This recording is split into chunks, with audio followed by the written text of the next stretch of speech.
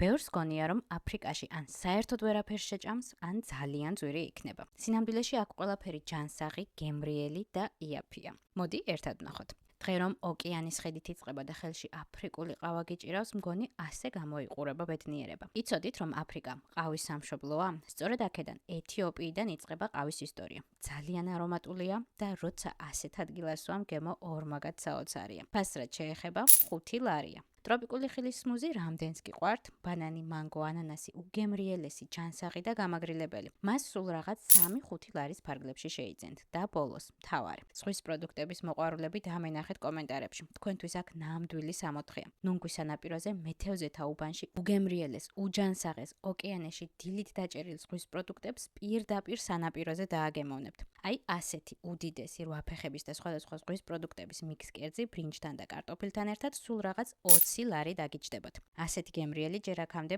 არსად დამიგემოვნებია. თქვენი აზრით აფრიკაში კვება ასეთი ჯანსაღი კერძებისთვის. ძვირია?